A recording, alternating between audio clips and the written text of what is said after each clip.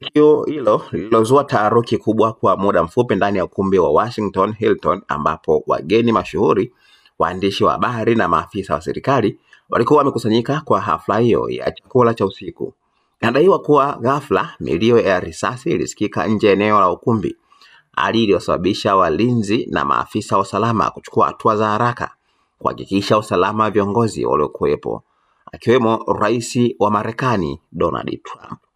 Mashuhuda wa tukio hilo wanasema kuwa mara baada ya milio hiyo kusikika, maafisa wa usalama waliinuka kwa kasi na kuanza kuwaondoa viongozi katika eneo la tukio kwa tahadhari kubwa, huku wengine wakielekezwa kubaki chini au kujificha kwa muda.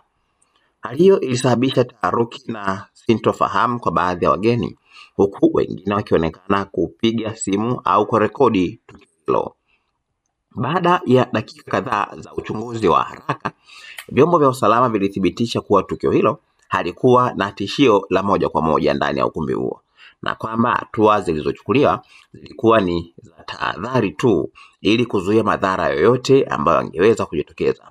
Eneo la nje lilizingirwa na askari wa usalama waliokuwa wakifuatilia chanzo cha milio hiyo ya risasi. Baadaye hali ilirejea kuwa shwari na hafla iliendelea kama kawaida, jambo liloonyesha kiwango cha juu cha maandalizi ya kiusalama katika matukio ya viongozi wakubwa duniani. Hata hivyo, tukio hilo limeibua maswali mapya kuhusu usalama wa hafla za baadhi ya viongozi wa juu nchini Marekani, hasa katika kipindi hiki ambacho matukio ya kiusalama yamekuwa yakichukua sura mpya. Mpaka sasa mamlaka husika zinaendelea na uchunguzi ili kubaini halisi ya milio hiyo ya risasi na kama kulikuwa na nia yoyote ya kuhatarisha usalama wa viongozi waliokuwepo. Wananchi na wadau mbalimbali wanaendelea kufuatilia kwa ukaribu. Taarifa zaidi zitatolewa na vyombo vya usalama kuhusu tukio hilo. Usiache kusubscribe channel yetu ya YouTube ambayo inasomeka Dodoma TV.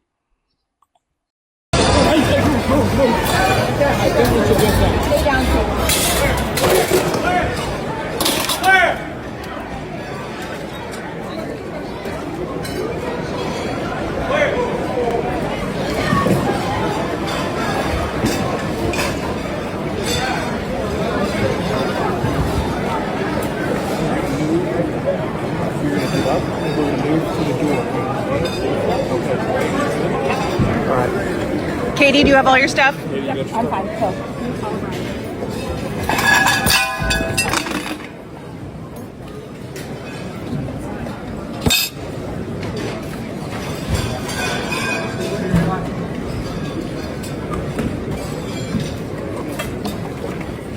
Stand by.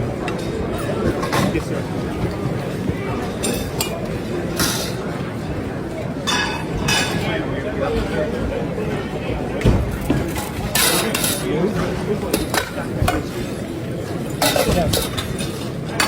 Go to your right. To your right.